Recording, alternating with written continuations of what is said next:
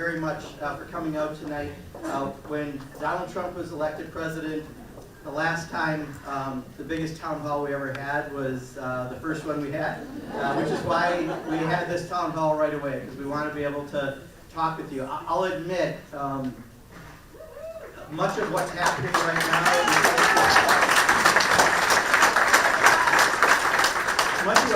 right now, we're still figuring out what's happening. I'm not a huge sports person, but flooding the zone, I now understand what that means politically, and they're flooding the zone right now. So here's what I would like to do. I'm going to start out with just a few remarks, because I do think it'll address some of the broader questions, because there's some, what we're doing is trying to group these. Is this grouped?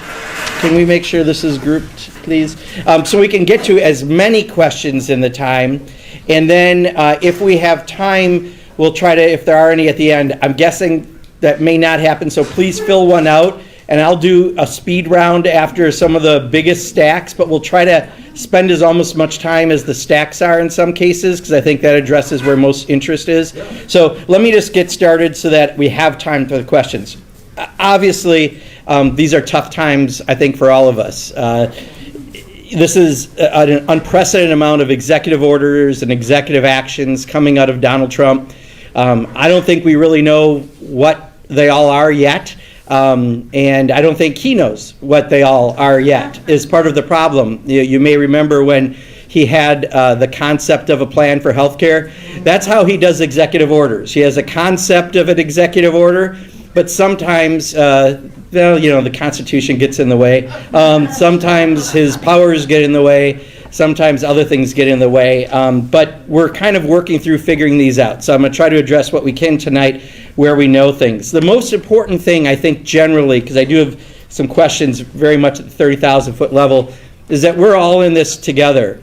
And we're all going to need to be able to fight back together on many of the things that we're going to see come out of the Trump administration. The GOP, absolutely, thank you. The GOP is in control of the House by right now a 1-seat margin.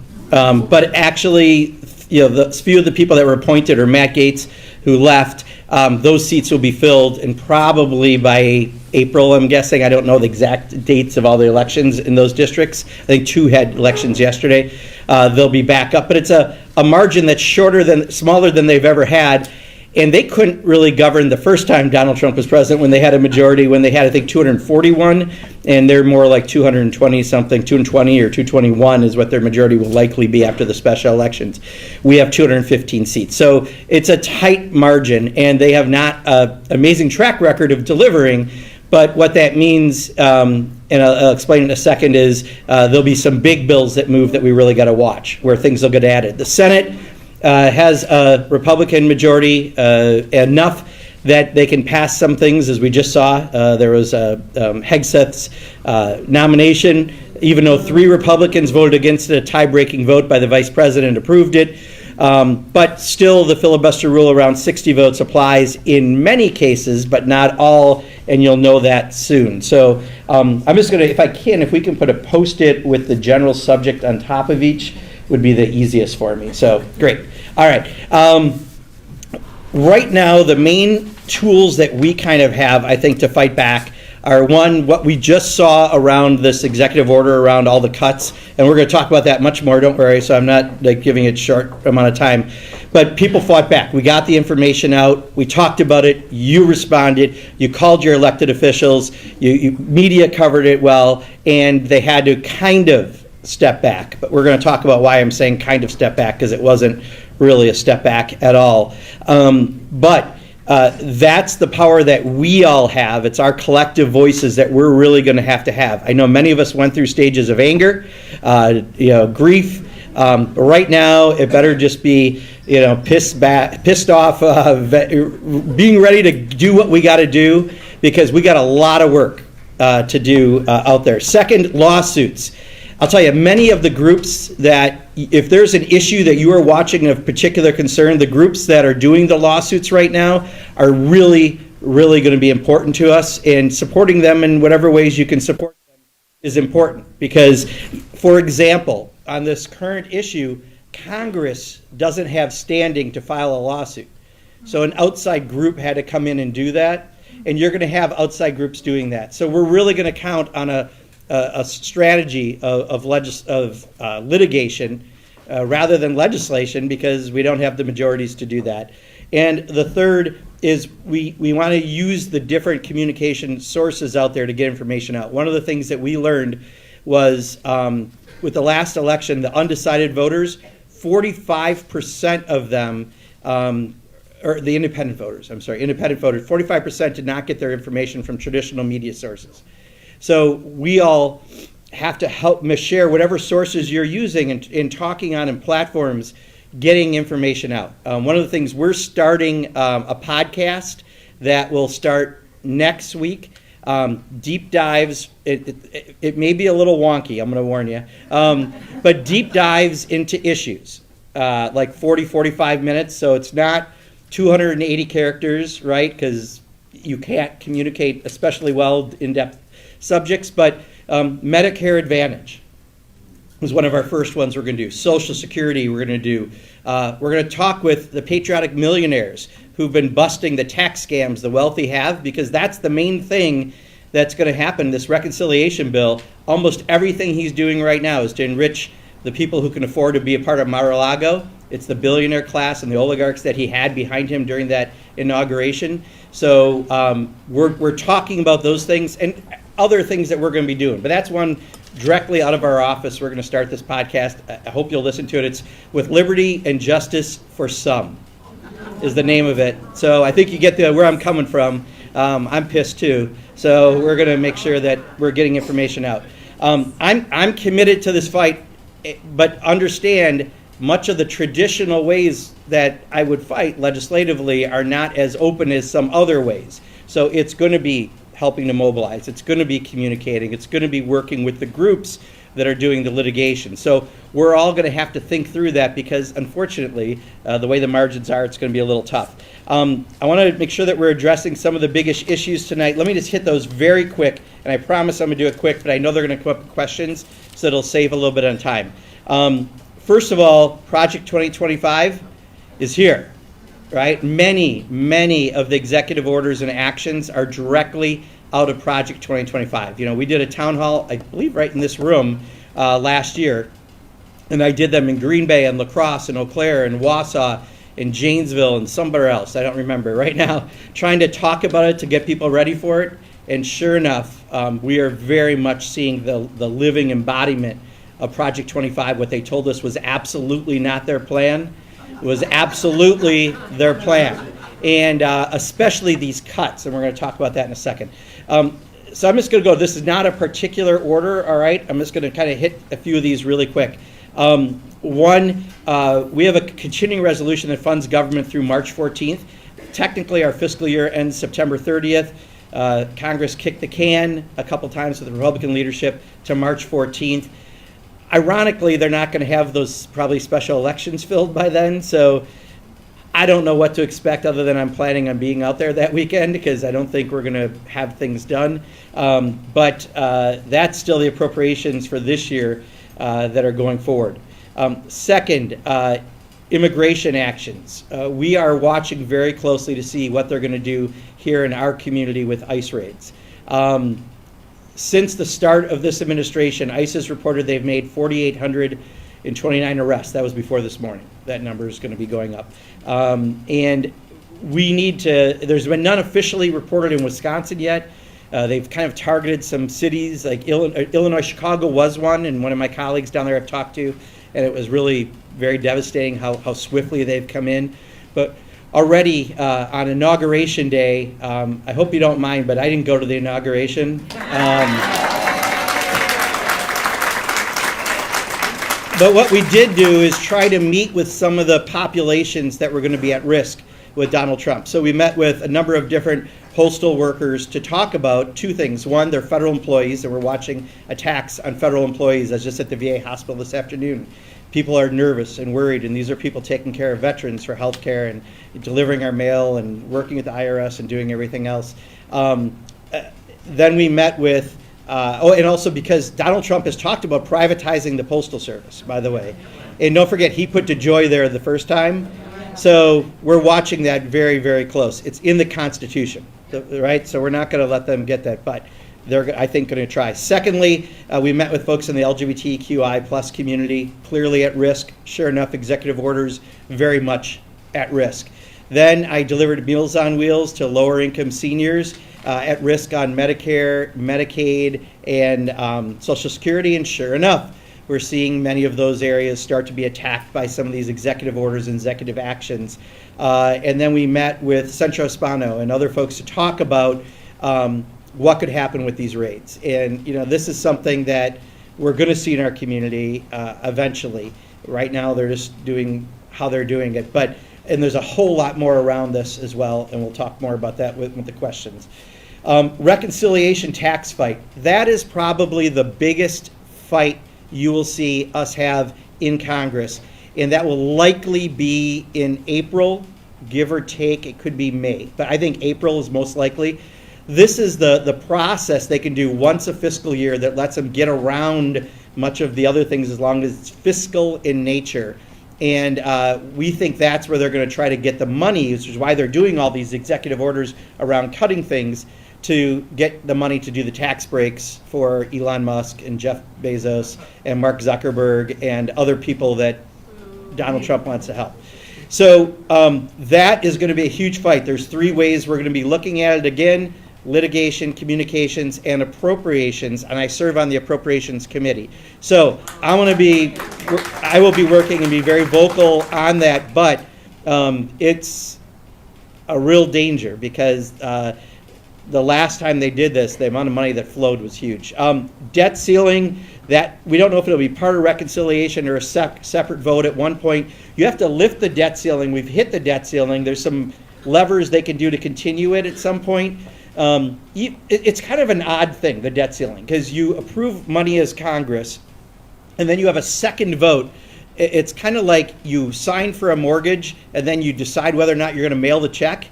You don't really have that option, and the same is true here, but they want to lift it so that they can do the tax break. So we are going to watch that very closely, and now they're trying to tie it to relief for California, which I think is awful. I mean, beyond awful. And that's the disaster aid part. A farm bill has been extended through September 30th. I mentioned that because much of this district is agricultural and economy, and we're very concerned, and I'll talk about that a little more, but that's something also happening. There's the appointments coming on. I'm gonna keep moving a little faster because I want to make sure I'm taking your questions. I think the top thing I want to talk about just up front, and then we'll go right to the questions, is this executive order or action to reduce federal funding. And they put out a memo from the Office of Budget and Management, something that normally we would never be talking about. It's kind of an obscure agency that does its work, but the person who's there isn't necessarily like a household name. But the guy that they're trying to put in charge of that is one of the chief authors of Project 2025. And this is his area. So it's looking at 2,600 different federal agencies to go after. And I just want you to know, so this is back-to-back pages. I'm sorry I'm not lifting it up because I got one paperclip on. All of these are individual line items that they're going to go after, including things that I think Wisconsin members of Congress have to answer for. The Dairy Innovation Fund. The gentleman from the 3rd District brags that he's got a bill to put more funding. He never got more funding for it, but they want to take that away, and that's going to hurt dairy farmers, right? You go down the list with the programs, and Head Start, school lunch and school breakfast programs, homeless assistance programs for veterans, funding for special education, suicide prevention programs, nursing home care, student financial aid, SBA loans, LIHEAP, funding for your heat in middle of a Wisconsin winter. Now I know it hasn't been the most devastating winter. It's still winter in Wisconsin, and this is funding that helps that. So that is something that we're watching real close, and we're getting literally hundreds of calls right now on this from professors who are afraid they're going to lose grants through the NIH because that's on the list. Schools who are afraid they're going to lose their lunch programs for kids, and then often those kids who are eligible for those don't have that meal already. That's why we offer it to begin with. We're getting it from nonprofits who said they're going to have to close their doors. Now, there was, when we had an emergency call today of the House Democrats at noon, and right before that, it was announced that the order was rescinded. Bullshit. All right? What was rescinded about a half hour later, maybe 45 minutes later, they said the OMB memo was rescinded. But none of this is really, they're still moving forward to do this. The timeline might change a little, but this goes back to he has a concept of a plan, not a plan, and they don't know what they're doing as they're doing this. So this is one that we really, there's going to be a lot of groups that you probably work with or you may respect or be a part of that are going to be affected potentially. So we really have to be loud and make sure that people around the state in those other districts that could vote for this bill, because it'll probably be in the reconciliation bill, could do that. So we've got to help organize around the state so that we can get to the members that are going to likely vote yes. So I'm going to actually stop there. I've got notes and I'll refer to them on questions because I got a lot of piles here. But I wanted to at least give you that because I think that's at least a 30,000 foot of what we're immediately hitting. But it's flooding the zone. I mean, I didn't even mention the pardoning 1,500 January 6th insurrectionists, right? Including people who put a taser to a police officer's head and had a 12-year sentence, pardoned.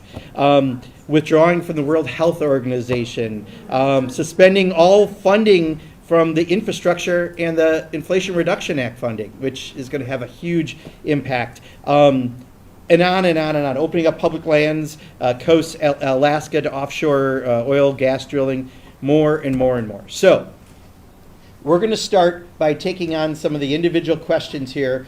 If I do it, can you hand it to me by biggest pile? And I'll try to do them that way. I'm sorry I'm doing it by biggest pile, but I think, again, it's the most fair way to do this. And then, if I can real quick, I want to thank the South Central Federation of Labor and the Labor Temple for allowing us to do this tonight. Thank you. So, the first set of questions is about Medicaid funding.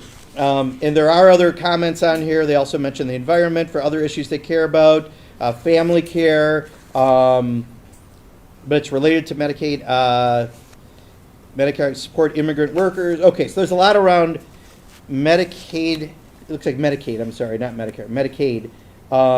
So let me talk about that. That is one of the areas. Wisconsin already is a state that did not expand Medicaid. We're under 10 states that have not done this. So already we've put people who need it the most at the most risk in the country. And that's thanks to the Wisconsin legislature, that had happened. The previous legislature, by the way, we've got a few more people now that can help. The Republican majority legislature.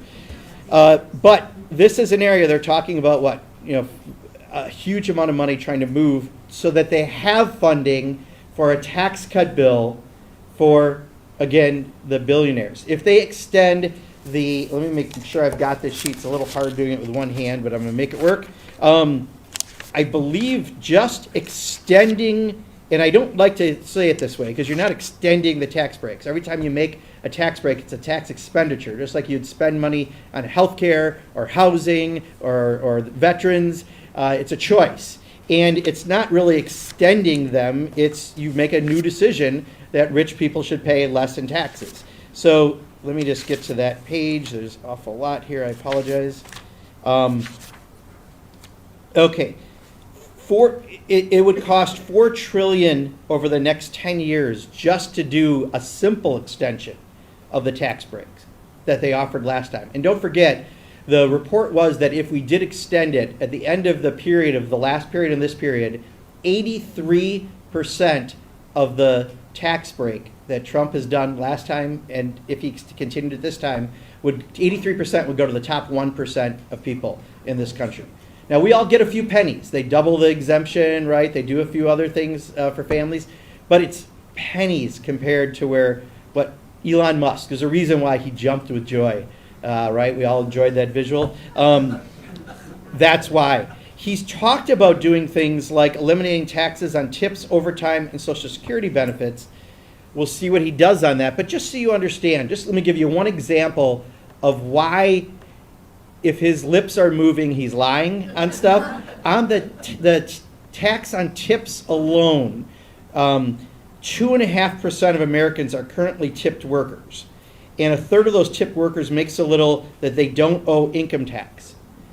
So here's the real thing. You might have saw our good friend Ted Cruz introduced a bill to do this in the last Congress, but the way it's written is so poorly done that you could be a hedge fund manager and get a small salary and then get essentially tips for the rest of your remuneration and not have to pay a tax. So again, these guys are not looking out for anyone in this room. They are looking out for the same folks that were sitting around him at that inauguration. But that money that they want to take from Medicaid, because it is a big pool of money, but one thing that Elizabeth Warren said that I thought was really smart last week, because we had a meeting with 6 senators in the Progressive Caucus. So Bernie Sanders came, Elizabeth Warren came, Sheldon Whitehouse came, Ron Wyden came, Jeff Merkley came, and Senator Ed Markey came, and all talked with us so we could strategize together. And I think one of the things she said is we got to quit using even terms like Medicaid, because I don't know if most people understand what Medicaid is, right? It's basic health care. It's basic support for people who can't often support themselves in many cases. And I met today with someone who has a sister who needs this to stay in her home. And if you take it away from those populations, you literally are robbing from the poorest to enrich the richest. And we have to be really outspoken, because this is health care and basic survival care for people.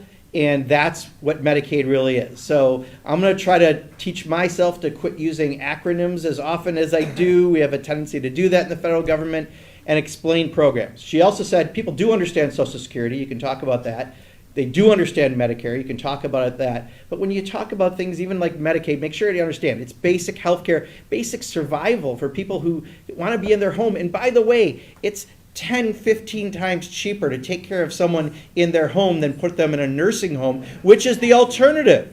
So if you take that funding out, and there's no space in the nursing homes and all the rest. Oh no, there's some crappy people, hedge fund managers who started some nursing homes. They are available, I do know that. And our folks in Sauk County can probably that's a whole other story. But they have a good story. So anyway, I know that was short. We can talk about more if we didn't, but very much aware of what they're trying to do on that one. It's the next biggest pile. Dem plans?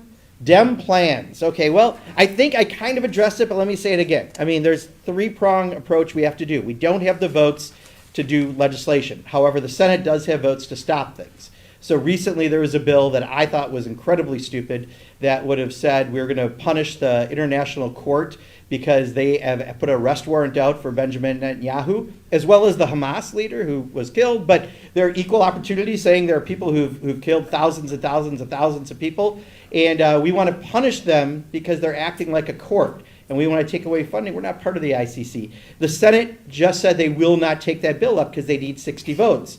So the Senate can do that. In the House, it's tougher because we have to have it by the votes. We don't have that 60 vote rule. But we do have the ability to raise public awareness, use our soapbox to talk about stuff, explain things like Medicaid's at risk and what it really is, right? Tomorrow we're doing a press conference about the 2,600 cuts along with anything else they want to talk about. But we want people to understand what they're really up to, because their hands are in their pockets and they're stealing our belt, and we're going to be sitting there pantless very quickly if we don't do something about it. Second, litigation. We're not able to do a lot of the litigation. Some we can file amicus briefs as members, and I've done many of those since I've been in Congress, but it's going to be a lot of those nonprofits that are doing the work. So we really need to help uplift those nonprofits, and where you can, please do that. Not only are they at immediate risk of some fund, our local nonprofits, but the national groups that are doing this work, they're the only ones in some cases who can do it, so supporting them. And then finally, communication. And that means I want to thank our TV station for being here, but we need to use alternative methods of communication in order to get stuff across. And there's a lot of different types of social media and ways to communicate. And we need everyone. We're going to try to push information out. So we're doing that podcast. We're now doing a weekly update of what happened that week in Congress because it's flying so fast. We want to at least give you that weekly update at the end of a week. But please use what we're giving you, what others are giving you, follow folks, and get it out through your channels. And I think that's the most important things that we can do right now. Can you get the other Democrats on board with that? Yes, I'll tell you, the one good thing, the one really... You're great at it. But No. we gotta get people out on podcasts. I mean, Yeah, come on. so the one commonality coming out of the November election is that we don't use media nearly as well. And so I think across the spectrum of Democrats, conservative, moderate to progressive, that's accepted. So I think everyone is kind of, and our leadership has asked us to do things like start podcasts and do that. I think that's the one thing we got in common. I mean, I also think we got to, channel our inner FDR and get back to talking about those core economic, raising the minimum wage, health care for all. I mean, go down the list because that's what Democrats have always been for, and we got to talk about that again. But on alternative forms of media, it's absolutely understood. So. You got to put a plug in the information dam by getting rid of Citizens United, reversing that. Yeah, so I'll tell you, so I completely agree. So the question is about End Citizens United. I don't know if it'll be here or not. We can't do that right now with the Congress we have, right? Unfortunately. So, but you're absolutely right. Passports, transgender sex marker change, and transgender rights. Let me, if I could take it at 30,000 foot, because I don't know if I'm going to tell you a whole lot specifically about passport. As I said, one of the communities that we're going to see attacked is the LGBTQI plus community, specifically the transgender community. And I just want people to understand, because I was just on another podcast. We're doing the route. We're doing wherever we can. And someone who I have a lot of respect for said, I think the Democrats handled transgender wrong. They talked about it too much, and then in November, it really cost us. Bullshit. Again, it was the Republicans that ran ads talking about it ad nauseum for their base.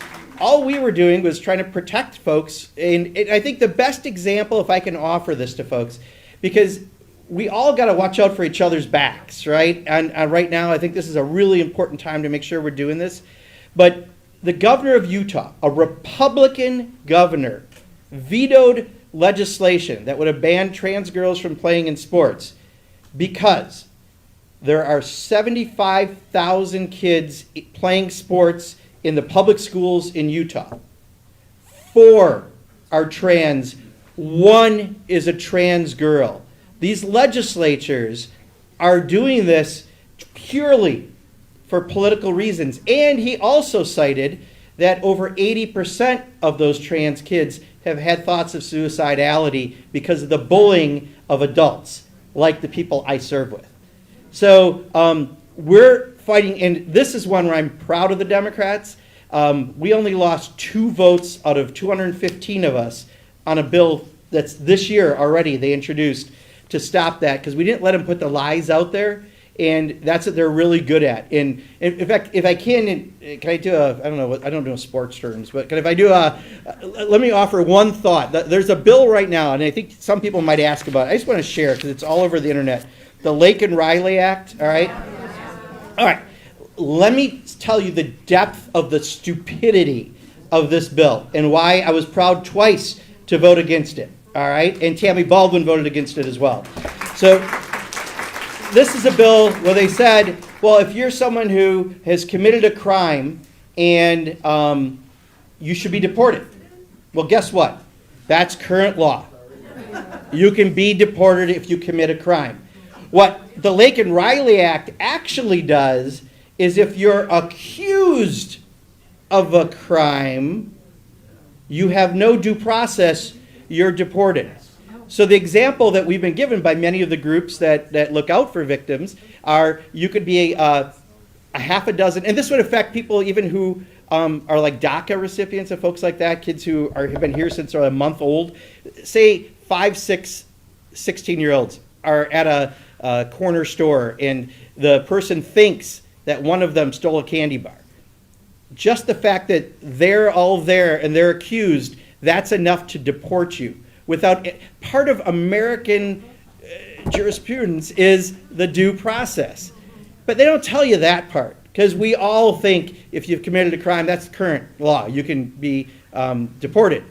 But just because you're accused, we're going to forget our values as Americans of due process is bullshit again. So anyway, I just wanted to offer that. I know it was a little off the trans, but I wanted to explain that because it's a good example of how they don't tell you the full story on what they're putting out there right now. Okay. Exec order firing. I'm sorry? Why did some Dems vote for it? Because they're just afraid of the pressure. I mean, honestly, if I show you, don't read the comments on social media. I do sometimes.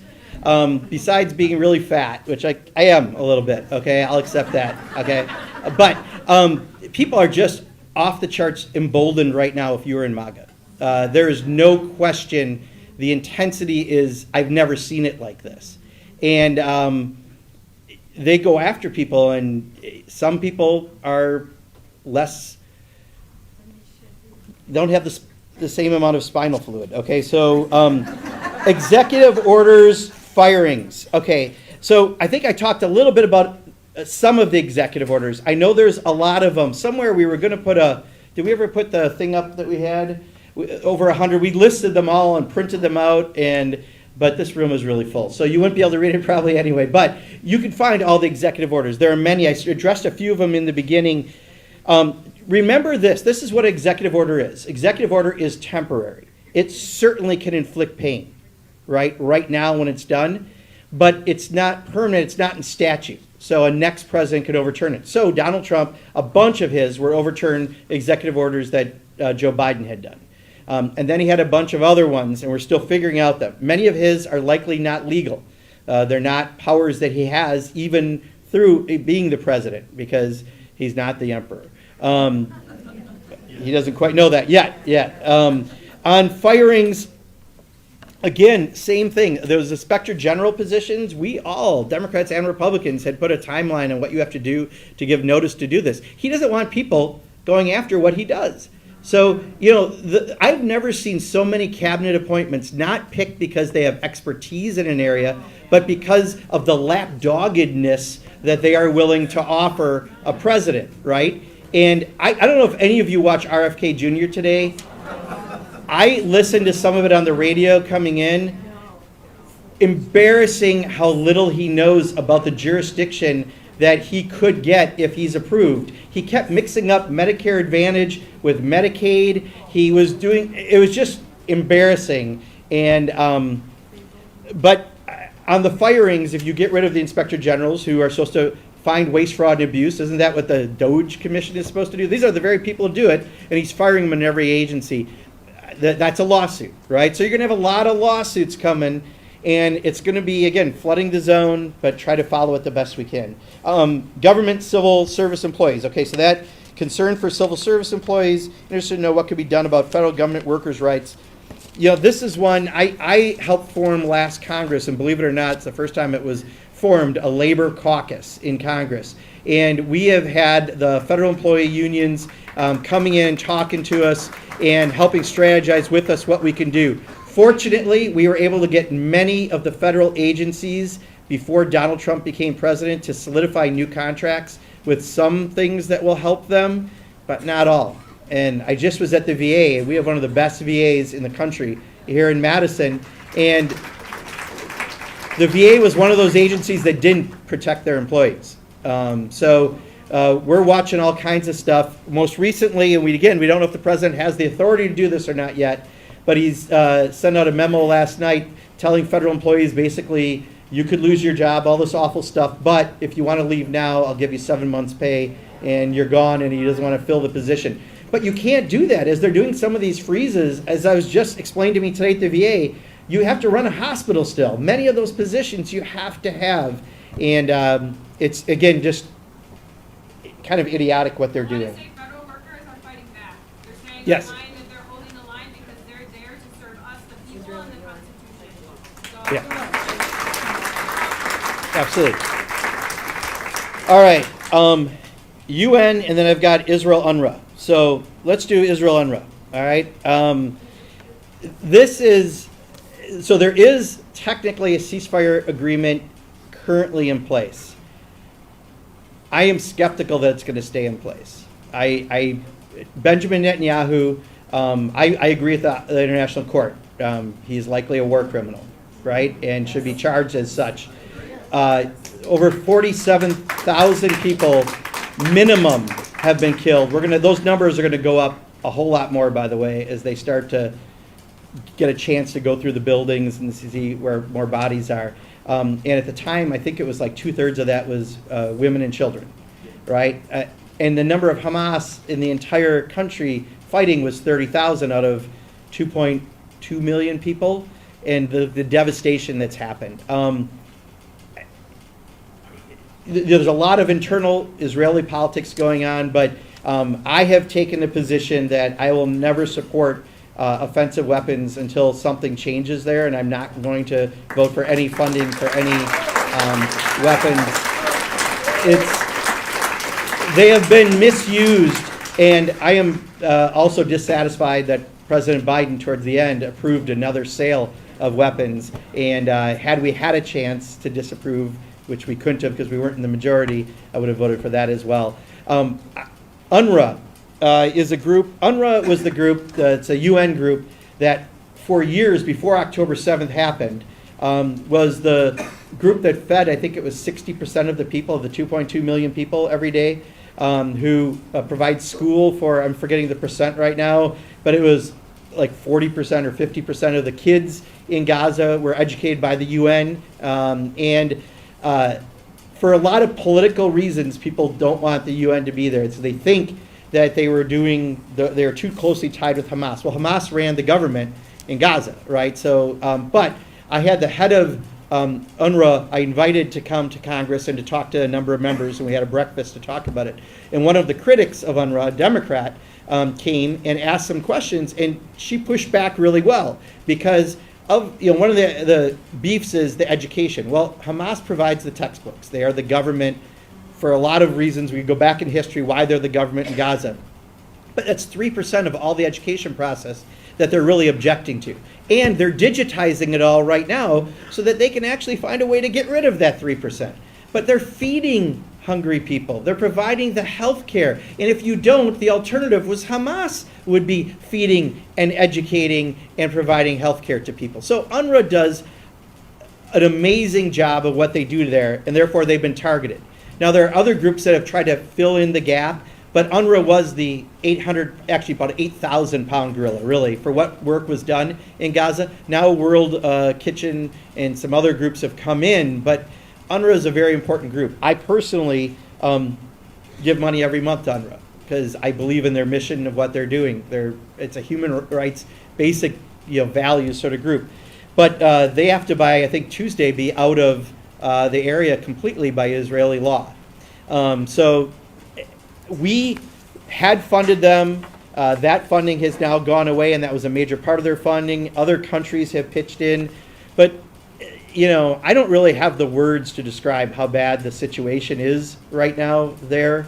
And I don't think it's going to get better immediately. I just have a feeling that ceasefire may not continue. I think there are too many people in extremist parties in the Israeli government that think they have to completely depopulate Gaza, and they're trying to do some of that right now in the West Bank in order to stop the violence. And, honestly, there are jihadist movements that were sending missiles out of Gaza at Tel Aviv, and that obviously was wrong. That is trying to cause death and destruction. And October 7th, what happened was a terrorist attack.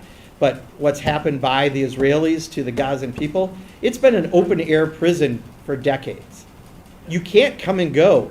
You have a small piece of land. And I tried to get in it and have been denied twice. And I had just gotten permission the September before October 7th that I could go because I had added language in the appropriations process that any country that got money had to let U.S. elected officials in. So I had told them we did that. They said yes, giving us a 3-month period. I looked at our congressional calendar. It was between Halloween and the end of January that year, and October 7th happened. But I could talk way too long on this. I want to cover a lot of subjects, but I really don't have words for how bad it is and how much it's going to take to fix it. And again, supporting groups that are supporting people on the ground like World Central Kitchen and UNRWA and others, I think really is very much of humanitarian value. And the UN, I am very supportive of the UN, and I think, again, Donald Trump is not going to be, right? He doesn't believe in a lot of the humanitarian work we do around the world, and I guarantee on the chopping block will be any kind of assistance funds that we give other countries, including they cut back on funds for HIV and AIDS, that we've been a world leader in doing things. So, but I support the UN almost complicitly here, or almost implicitly. World Health Organization and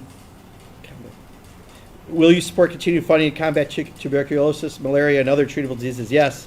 More on back. Okay. Do you feel an amendment to the Constitution would improve the current political climate? I don't know. That's a little general. I'm going to skip that one, all right? A little privilege. Yeah, I mean, it's ridiculous. Getting out of the World Health Organization makes no sense. Again, part of the stupidity of, I think, what we're going to continue to see happening. Here, right here. Puppy mills, I see. Animals. Okay. This is a little bit localized about a puppy mill I don't know about in Dane County on the first question. And since you remember the Animal Protection Caucus, willing to sit down and meet with Dane for dogs regarding the horrendous condition. Yeah, I mean, reach out to our office. I mean, here's the... Okay, well, we'll try to. Here's the reality of the situation. Like this year, we are going to be 4 more weeks than normal in Washington, D.C. doing nothing because they can't govern and they can't pass bills. So this is my 1 week home out of 7. All right, so I'm going to apologize ahead of time. I'm going to be a shitty communicator here in face-to-face. I will do everything I can to get information out. It's going to be tough because unfortunately it's not just Madison, it's not just Dane County. I have Sauk County, I have Iowa County, I have Lafayette County. One of the third biggest puppy mills in the entire country is in Okay. Mounds, Wisconsin, in your Okay. district, and you're part of the Animal Protection Yeah. Caucus, right? Yeah. So I Now, I'll be glad to talk to you about it more, absolutely. And you also saw my price score from them. What's my score? Do you know offhand? Yeah, we do. We have the Okay. report card, and we've actually contacted you. We Yeah. get the typical canned response about the book Okay. back What was my score? You're pretty good. You're pretty good. Pretty good. What was my score? I'll let you know when we have a meeting. What was my score? I think it might have been pretty You are good. pretty good. We Yeah, have thank high you. hopes. Okay, We all have right. high hopes. Okay, gotcha. No problem. I try to be pretty good. We have 6 office dogs. I am so spoiled. We only have 1 any given day in DC, but I have 6 office dogs. And in DC, when they say if you want a friend, get a dog, they meant it. It's really real. So, all right. To be clear about this facility, it has 3,000. Yeah, no, we're not going to do that though right now. We're going to talk individually about it because it's a local thing, and I will be glad to talk to you. But I've got postal service, global warming, abortion, Alzheimer's next, and then I want to make sure I'm hitting all these, and I want to be respectful of everyone's time because we said an hour at 6:44, and I'll stay a little longer, but okay, but I really will. I'm glad to talk to you. And what was my score again? I'll let you know when we meet. Okay. It was really good. Okay, global warming. So global warming. I'll tell you, this is something Marlon, my good friend Marlon Schneider, who I served with in the legislature, it's going to be awful on what they're going to cut back on funding on global warming. We got out of the Paris Climate Agreement immediately, right? We're going to be cutting back all the Inflation Reduction Act funding that helped fund trying to do the changes that we were trying to do. I think they're going to they're already going to do drilling in Alaska and everything else. Go ahead, Marlon. Thank you for letting me speak. Yeah. My idea is this, is that because of what has happened in Los Angeles, that the United States should establish a database or a special unit that coordinates all the fire protection services of the country, so that the National Fire Service, the Air Force, the Coast Guard, local fire departments, that when a fire like that starts, there can be a coordinated effort to go in and suppress it. If global warming is real, and I believe it is, Yeah. Wisconsin's in a drought. Okay, so I'm just going to repeat because it's hard for people to hear what you're saying back. He's saying because of the fires in California, we should have a coordinated response of all different firefighting agencies so that we can respond, because if global warming is real, this is going to happen again And again, and I think, Marlon, there's something to that. Also, I think, not directly related to your question, but I'm going to offer it because it's a thing on policing. I think that there is no standard for training police officers in the country. And you should at least know that there's a basic level of training no matter where you are in the country, and that does not exist. And I introduced a bill a couple sessions ago for that, but I think that's another area where we could have some better coordination. Postal Service, threats, okay, so this is one, so Postmaster DeJoy and I are not on each other's holiday card list. And we have oversight through my Financial and Other Government Services Subcommittee on Appropriations over the Postal Service. And he met with us, but it was in private. He went to a public meeting. So I immediately kind of brought that up, maybe a little aggressively. And what's interesting is even Republican members of Congress hate Louis DeJoy because he's awful. And what he's done has really hurt the Postal Service. You know, in Wisconsin, all of our mail now is processed out of Milwaukee. And he's trying to do every state, taking 13 or more areas that process, like in Georgia, down to a single spot and slowing down the delivery rate. And I think because he came from a privatized business that dealt with this stuff, that's his goal, is to see it, you know, if you start providing a bad service, then people will want that. But people get not just mail, but businesses get their checks that way. People get their medication that way. There's a lot of reasons why, besides the constitutional reference to the Postal Service, that it's important to keep the Postal Service strong as possible. So, by the way, this is the #1 organic issue that people reach out to us about in the office, because we know when you have campaigns, you know, I get an update every week of how many people contact us on every issue and who coordinated the campaign and what way they contacted us, right? So members of Congress really do look at that stuff, so you really should, you know, take advantage of reaching out to folks. But this is an issue where people really do reach out to us. When I was in Plain, Wisconsin, which is in the district, I remember doing the Main Street stopping by, and every business owner, the two things that they told me they needed. One was broadband, and a lot of parts of Wisconsin still doesn't have very fast or any broadband. And number two was the Postal Service. Without that, they can't run a business. They can't employ people. Because there used to be a company outside of many of these towns that had like 100, 150 jobs that employed most people in that town. And because of globalization, those jobs went overseas or to Central or South America or Mexico, and they don't have those jobs anymore. So it's largely agricultural-based businesses or home-based businesses in those areas. So there's a lot of reasons besides it's in the Constitution that we have to protect the Postal Service. But now he's talking about maybe getting rid of DeJoy. But he can't do that because we couldn't do it either because it's the Postal Board of Governors that has that authority over DeJoy. Now, one thing I will say, the Democrats in the Senate screwed up because they did not prioritize approving those Board of Governor appointments that Joe Biden had, so they could have acted, and that's part of why we're in the mess that we're in. So, but Postal Service, I mean, I'm going to continue, especially since I have a committee that has some oversight in this area, do everything we can to make sure it's not privatized, it's strong. And one last thing, there's a rural program for mail they tested in Wisconsin and Virginia, and it dropped our delivery rates by 25%. And I asked Postmaster DeJoy, we got him in a public hearing on this one, and I said, you did this in Wisconsin and Virginia, and the rates went down. What's your response? And he said, well, the first rockets that went up blew up. And I said, thank you for blowing up Wisconsin, because that's kind of what he did. So we are working on this, and we're going to continue to. Why didn't the Democrats follow through on helping to get him off? That's the thing I just said. So I know, but why? I don't know. It's the Senate. They could have they did a lot of prioritizing against federal judges and stuff. Their process is much slower. There's a reason I'm not in the Senate and don't plan on ever going to the Senate. It's a very different body and how it operates.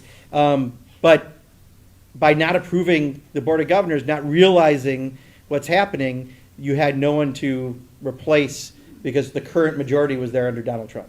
So, yes. All right, abortion.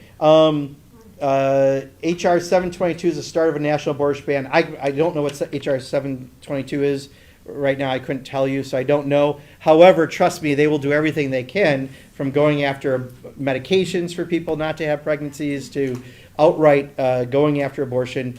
Again, if they told us Project 2025 was not their plan and everything they've done almost has come out of Project 2025, I think you can assume when they told us they won't go after abortion rights, they will go after abortion rights. Now there, the 60... Here is the Plan B. You I'm- buy 2 Plan Bs every day, 2 doses, $8 a dose. Okay. I'm beginning to stockpile to get to other countries. Yeah, and people are doing that, and especially some states have other laws too, right, that are limiting, because that's what happened when we get rid of Roe versus Wade.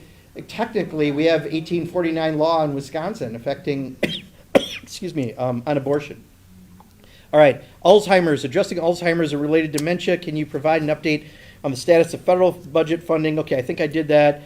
On research funding, that's one that people are worried about, because if they freeze NIH, National Institutes of Health funding, I'm going to try to apologize every time I say an acronym so I don't do it as often.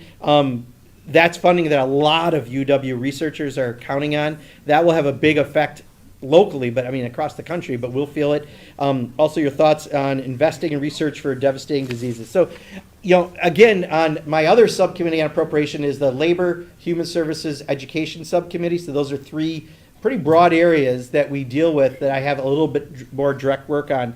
And NIH funding is part of what we talk about there. And this is the funding that we use to find cures and to move us forward on things. And it used to be, pre-Trump, Republicans also supported it. And part of that reason was they have a big footprint in their districts of groups that do research, and so they saw a benefit, and we were in a good place. I don't think that's true this session. And I think with Elon Musk and others who are so vocal, this could be at risk. Now, one thing I have suggested that I would love to see the National Institutes of Health do, and they have never done, but there's part of the law would give them march-in rights. What that means is, let me take it one step back. I ask this question every year when they come before us. Is there a drug that's introduced this year that has not had NIH support in some way? And the answer always is no.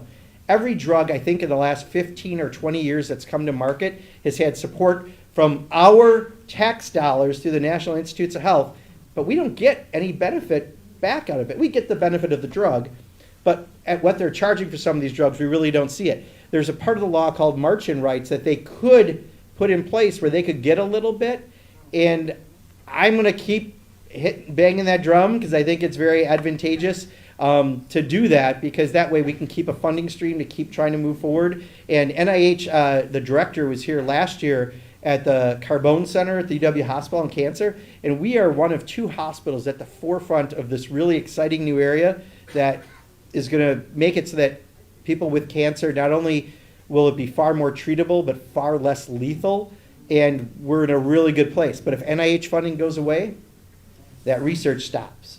So, okay. What can we do? I think it's, what I've tried to say is the more, as I'll try to get messaging out what they're doing right on some of the stuff, but we all have to share it. The most important thing that we can do is get people across the country, but really in Wisconsin where you have the best contacts, calling their Republican reps, writing their Republican reps so that we flood the zone with telling them this isn't acceptable, because they're doing all of this for a tax break.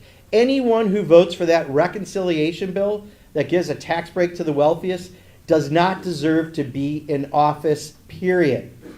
But we have to get people in those districts getting that message out. So that's, and then support the groups that are going to, helping NIH, and there are groups that specifically help NIH, but honestly, that one there's a lot of support for. I would say find these smaller nonprofits. If someone files a lawsuit and it's the lawsuit on something you care about right now in Congress, support them, because it's going to be important to do that. Mark, we got about 5 minutes. Okay, we're going to go a little more than 5 minutes, if that's all right with everyone. If you have to go, please, because there are people standing. I'm sure they'd love a chair, so don't feel like you can't walk away. But we'll go, just so I can get through all this. Is that all right with everyone? Okay, but feel free to go. The same thing with the pharmaceuticals as with oil. Is if they drill for oil somewhere in the United States, those companies aren't selling it just to the United States. So the same thing with the pharmaceuticals. Yeah, you could get a benefit. That, I'll tell you, when you get to oil, boy, don't get me. So we still provide tax subsidies to oil companies, which is ridiculous how profitable they are. And there's so many other things, trust me, around oil. I'm with you. Big Pharma's the same thing though that way, right? Because But Big Pharma, just to give you an idea, and again, this is some of the educational facts we want to get out there through the podcast, but we'll do it also in other ways in social media. There are over 15,000 lobbyists in Washington, D.C. 1,500 of them are big pharma alone. 1 out of every 10. There's 435 members of the House and 100 senators that have voting rights, and there are 15,000 lobbyists, right? So for pharma, there's 3 essentially for every member of Congress. I don't know who my 3 are, but that's how it works. So VA and vets, employed by the VA and the School of Medicine, impacted by multiple executive orders. I'm most concerned by the attack on diversity, equity, and inclusion. So let me talk about that, and then just kind of veterans in general. So a lot of these cuts, if I can find, just give me a second here. In the Veterans Administration, there's going to be a bunch of these programs that are eligible. It's not alphabetical order, of course. So Luann, if you could find Veterans Affairs real quick for me by category, I'll let you know what's at risk that they're looking to steal money from veterans so they could give Elon Musk more money to put spaceships in the air. But we really, really have to watch this because they will go after these programs. And they have to because it's the only way they can get the funding to do the tax cut bill. If you're going to have $4 trillion cost over 10 years and they're not going to raise tax, they're not going to bring in revenue, the only other way is to cut. And they're going to cut programs that affect, here we go, Department of Veterans Affairs. So this is 2 pages of cuts for veterans that are on the chopping block with the executive orders and actions. So,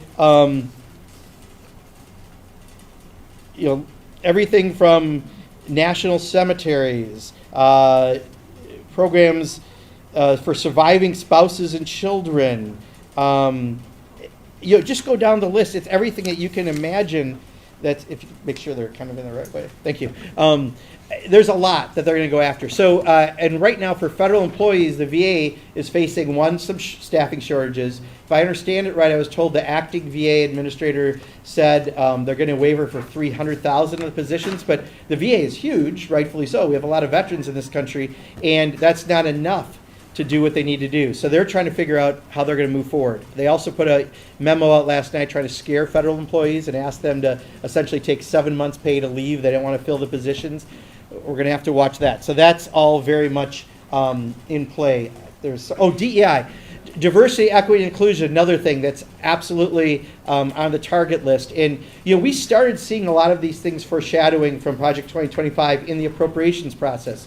When we do the appropriation markup, there are 12 bills that are essentially what the budget is for the federal government, and we debate all of them with amendments every year, and I do that through the committee I'm on. So you get a little exposure to what they're doing. And they've been for several years going after anything that's diversity, equity, and inclusion related, which I think most people understand the value of why we do this, and that a lot of people don't get the same chances, and people aren't making the same amount of money, and why these are important programs. But they're going to go after them in every way possible. And this is, a lot of these issues, by the way, are going to relate to the state legislature too. So I mentioned this because I know there were some state legislators, I'm not sure if they're here, but they were talking about maybe coming by. We asked the city and county, we let them know about this. We let the governor's office and others know because we wanted people to hear a little bit about everything that people are concerned about and hearing. Pardon? No, Robin Bosch. No, he wasn't. No, he wasn't on the invite list. But we do have to watch what else they try to do, because don't forget the University of Wisconsin recently gave up a third of their positions. And so, all right. So let me keep going to make sure I want to. I'm not going to go too quick. If you think I am, say something. But otherwise, I'm going to keep going. Inflation. Okay, I'll be glad to talk about inflation. So first of all, the issue that I think is the reason why Harris is not president is economy/inflation. But this happened in 12 or 14 countries that are very similar to us across the globe. Because coming out of COVID all at once, you had an incredible amount of demand and no supply, simple economics that causes inflation. And we're still feeling it, especially in groceries energy, and housing. Those are the three lingering ones that it lasted the most. And in those 12 or 14 countries, the ruling party was kicked out. Honestly, that had the most, when I saw the polls that I trust the most of people, why they said they voted the way they did, 50% said that was why, the economy and inflation. Now I'm going to come back and talk. I just want to share about 20% said the border, and then other issues. By the way, in the top 5, transgender anything was not in the top 5 for all the commercials they put out there. I thought those ads killed It wasn't. So inflation, though. You're going to see likely more inflation under Donald Trump if he does what he wants to. Because, one, he's talking and he's clearly implied that he's going to do tariffs, across-the-board tariffs. Now, I'm a 30-plus year union member. I support the targeted use of tariffs. So if a country is dumping cheap steel in the United States and it's hurting the steel industry and American workers, it makes sense to do a targeted tariff on something like that. But the operative word is targeted. When you just do tariffs on everything and say China is going to pay them or Japan is going to pay them, that's like Mexico paying for the wall, right? It didn't. It doesn't work that way. We pay for those tariffs because everything will cost a little more, and then they're going to put tariffs on our goods, and that's going to affect us and reduce some of the supply. So there's a lot of that you could still see. We saw eggs just are up right now, right? All these things. Now, I'm not going to, I could do a cheap shot, which I'm not completely adverse to, but that, look, he's been in office for 2 weeks and eggs are higher. But reality is they're probably going to be higher in 4 weeks and 6 weeks, and if his actions happen, a lot of other things are going to be expensive. So I'm not going to say there's a direct correlation to eggs right now to Donald Trump, because there's other things happening, but this is something that, while things were all coming down, they didn't in time for November, we do have to expect if he does some of these things, we will have some increased cost. Now that, I think, will cost him. The biggest problem I have is many of the people who kind of follow him somewhat blindly, they'll believe whatever he says about it. Somehow Joe Biden still did it. Somehow, a transgender immigrant, did it. Whatever he's going to say, and they'll believe. But we have to expect that there could be additional costs on things, and we have to talk about that then too, because I do think that was, and let's face it, that's part of why I want to channel my inner FDR, right? Did you hear us talk about raising the minimum wage enough in November? And yet, many of those people that didn't vote with us, that voted with him because the economy wasn't good, they're affected by that. 7 and change an hour, it's ridiculous. And yet, it's still offered in many places. Sub-minimum wage for tip. He's trying to do this no tax on tips. I just said, like, a third of the people don't even pay taxes because they don't make enough if they're on those types of jobs. Anyway, all right. Education, public loan forgiveness. Okay, this is 5 different issues. Okay, I'll take education. All right, sorry if I'm skipping it, and then if we have time, I'll try to take anything else that people have.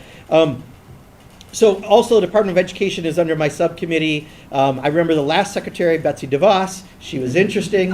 I use interesting very loosely. My favorite Betsy DeVos story, after one hearing where we had some interesting conversations with her, she left, someone overheard her go to her staff and go, well, that was another great day on Capitol Hill. So she wasn't real happy, but she was really, really inept, and she could have done more damage.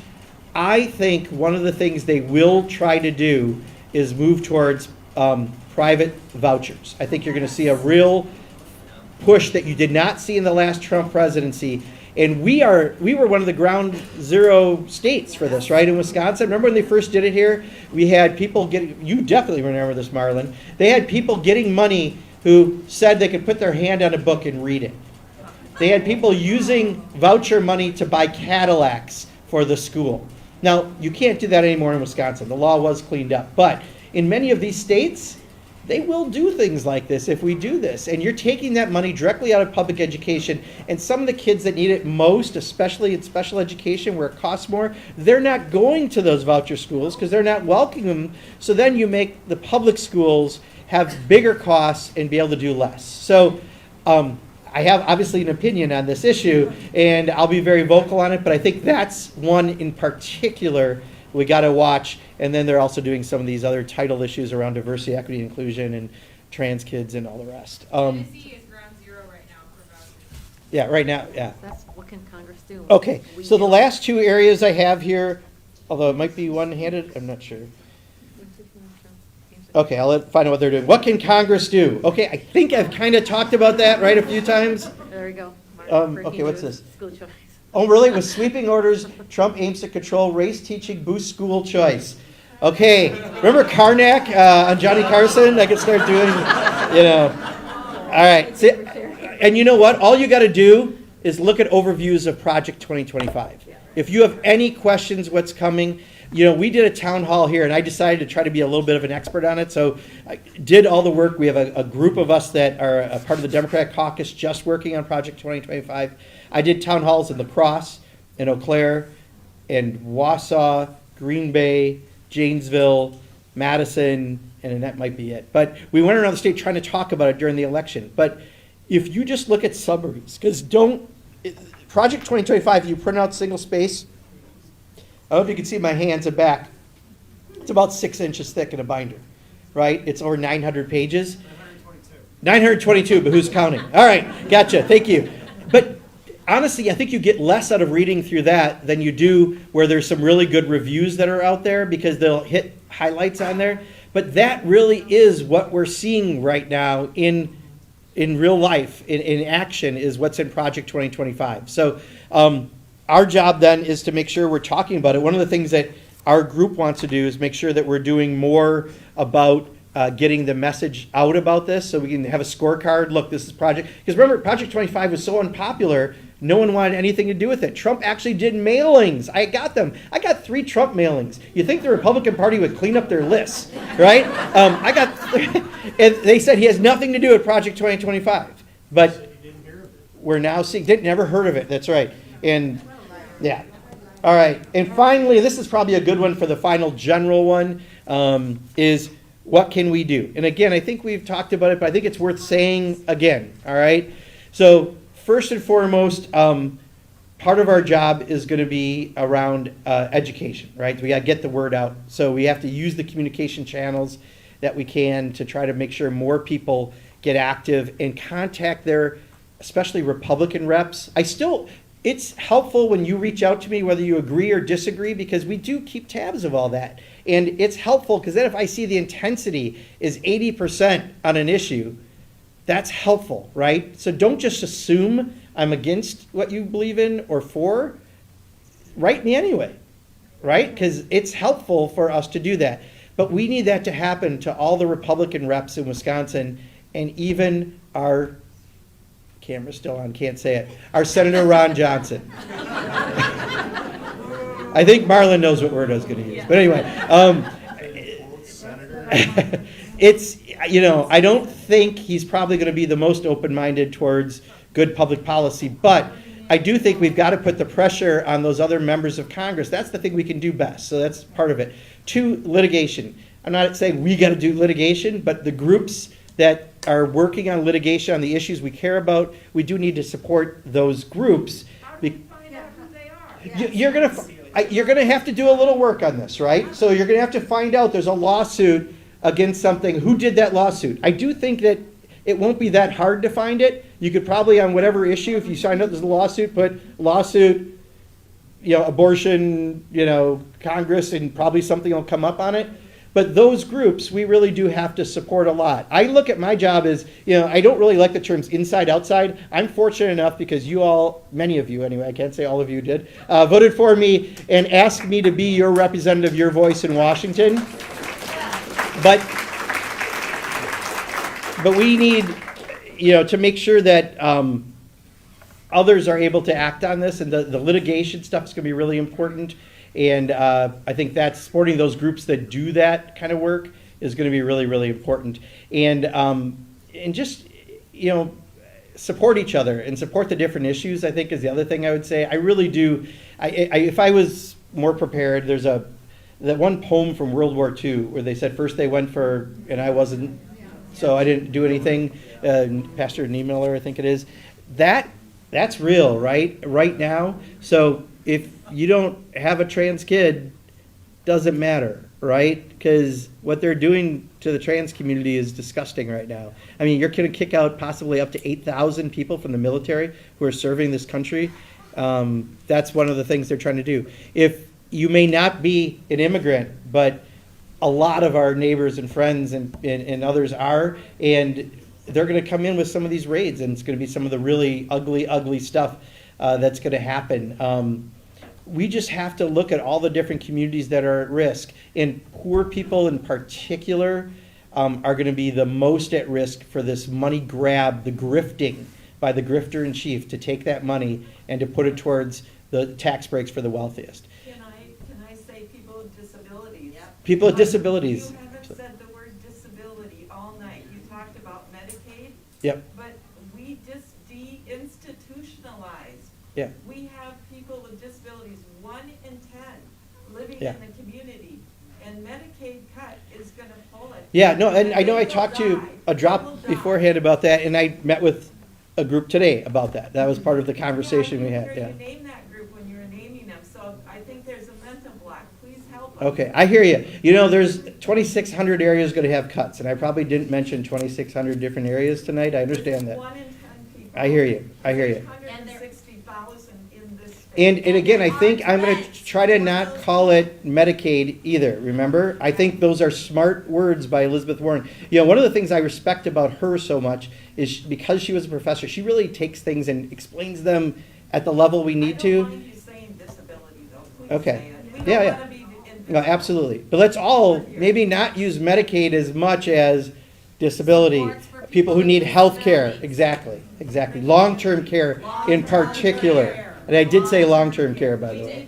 So, okay, so I think it's 7:13. We said we'd be an hour. Most of you have stayed, so I'm okay if we want to just, if someone's got how about we'll do 3 burning issues. If someone has it, raise your hand. And I've got someone right by the mic. I've got someone up here, and then we'll pick a third one in a second. So at the mic first.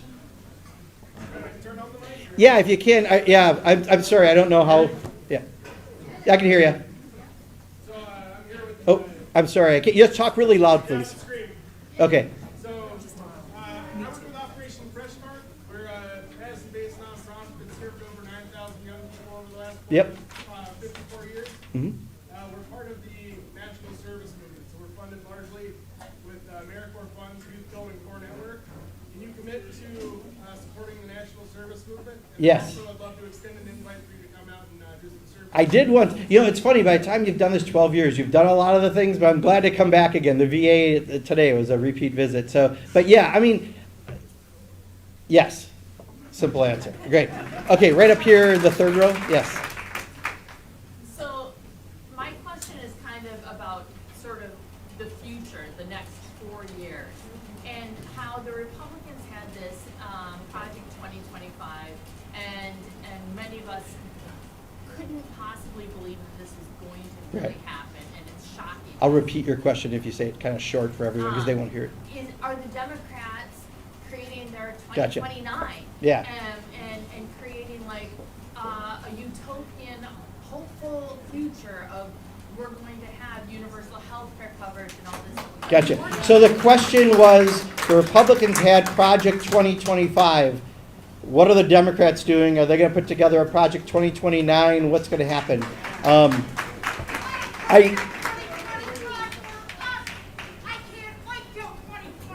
I know, I hear you. I'm repeating the question, all right? Don't shoot the messenger.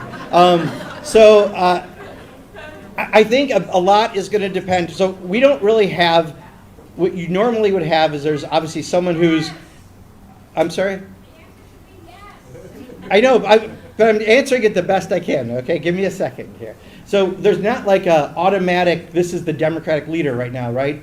Normally you'd have a Democratic president or vice president. We don't have that.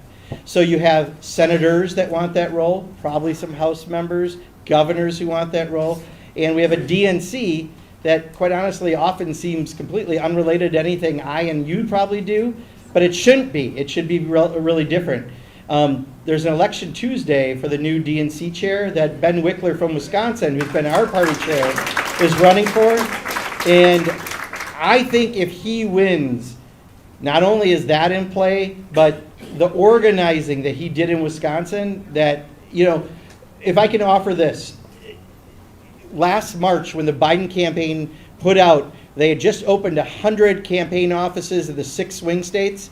What they never told you was 47 of those were in Wisconsin and 43 predated the Biden campaign, because that's what Ben Wickler does. And he knocks on doors, and we're out knocking on doors when you're not asking for votes. You're talking to people about what matters, and that's how you do it as well as having that plan forward. So I think a lot on that part of it, which is I think a pretty important part right now, given there is no absolute, like here's the Democratic leader, will matter. And I hope Ben wins that, because there's a more insider candidate that's the other leading person. And if you thought the Democratic Party did great last November, I think he's your guy. But if you want someone from the outside to agitate a bit, that would be it. But I don't know that there is a organized effort behind a specific plan. And part of that's because we don't have a specific Democratic leader to point to right now. So, all right, and then let me take a last question right here. I see in the gray. Yeah. So one,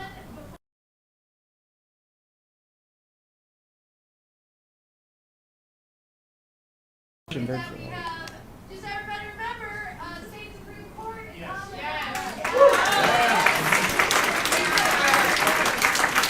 Okay, just for the record, this is an official town hall, so I cannot tell people that they should vote in April, because there's a very important Supreme Court race, because I can't talk about elections here, but thank you. All right.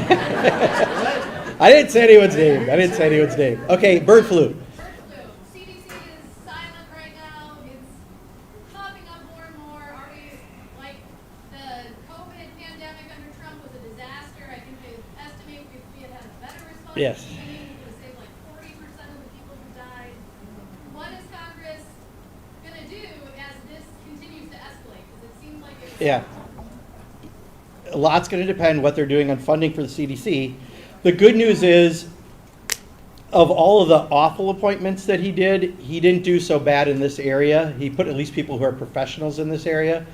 But he also didn't take their advice the last time he was president, because I remember being in meetings when Dr. Fauci in January of 2020, maybe it was February, said to us, there's going to be a point that if we just shut the entire country down for 2 weeks, that you could have avoided what we needed to avoid. And he refused to take the advice, and then we went down to all the theories he had and everything else. So I understand your concern. I do know that the last director of CDC, who I really liked and I thought was very good, we did talk about this a little, and I think the professionals really are on top of this, but there was not a direct concern of jumping at this point on things, and they were on top of it. But again, I think there are more questions than answers this evening, given what Donald Trump is doing.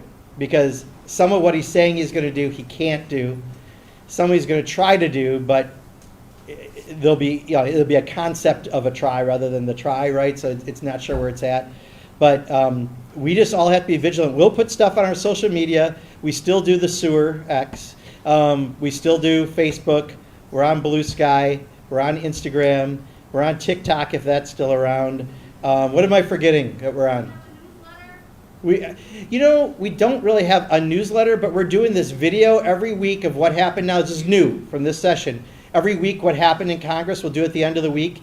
And that'll be on all the social media. And then the podcast with Liberty and Justice for Some, I'm pitching because for those of you who like to be a little wonky, and guess what? If you stay past the end time of a town hall, you're a little wonky, just so you know.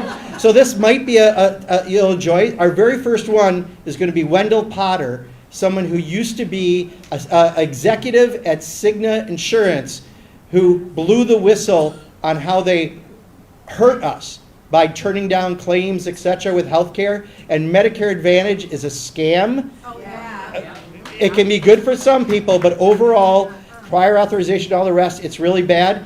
We're going to talk for 45 minutes about Medicare Advantage and all the complexities and what we can try to do about it. I have a bill introduced that doesn't let them use Medicare in their name anymore, because what other program do we let you use, a federal government program, in your name if you're private insurance?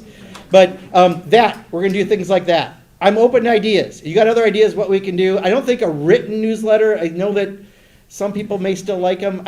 Honestly, it's a lot of work and a little old school. We're probably going to do more video stuff. Then you can watch it. We'll try to keep it short enough, but give you their direct information. And by the way, when we do the podcast, we're going to give you the links to people as well, so you can start following them, because I do think the work that Wendell Potter does, or that Social Security Works does, Alex Lawson is going to be one of our first guests, or Patriotic Millionaires. Just, follow them. Patriotic Millionaires, there's a great book called Tax the Rich that I think does the best job of taking tax breaks that rich people take advantage of and bringing it down to an 8th grade level, which is what we're taught in journalism. And it's hard and complex to do that, and they do it. So we have Erica, the executive, our president of Patriotic Millionaires, going to talk about that. We're doing a lot of different subjects, but it'll start next week, and help share that information as well. So Cox Richardson on. she would be very good. We're gonna try. I'm trying to get Mark Ruffalo because he's from my hometown, Kenosha, and we've worked on environmental stuff. We're trying to get Jamie Raskin's going to come on, I think, pretty soon. We're going to get a lot of folks, right? And we're going to talk in depth about wonky issues. So I am going to stop it because we're at 7:22. Okay, you got a good. He said he's got a good question. Last question for sure. Well, Can I have the mic? no, why don't you just go ahead and ask Sure, it, and I'll yeah. repeat it. Okay. So first, they're coming after the criminals, and then they're coming after the undocumented immigrants, and then they're going to come after green card holders, asylum seekers. What's next to have them come into immigrants that legal immigrants? Yeah. There's no such thing as an illegal immigrant. They already are. Yeah, Right. so the only thing that separates me is that, I have a piece of paper and I was born in South Florida, but my grandmother was an illegal immigrant, escaping sexual violence in Colombia, and escaping poverty. So can you say something for the Yeah. in your No. district? And do you have anything to say about Venezuela, the free election that got turned over? I don't really have anything on Venezuela, to be honest. But let me address in last part on this, because this is, I think, one of the communities that's going to be attacked right away, and it's one of Donald Trump's signature issues, right, is around immigration and the border. In one of the first day or two of sweeps, they detained overnight a veteran because they looked like an immigrant, right? This is what happened when you do this. We have people who are here legally who have absolute rights because of how they're here, and they're going to start going after folks there as well. So this is one where there are a number of groups working on this. But I feel bad already. I'm going to start to single out groups. But Centro Hispano is one of the organizing groups right now that's helping to do things. And I think any work you can do with them. So I really am going to close it down at this point. Thank you very, very much for coming tonight. And we're all going to fight together. I look forward to that fight. So thank you.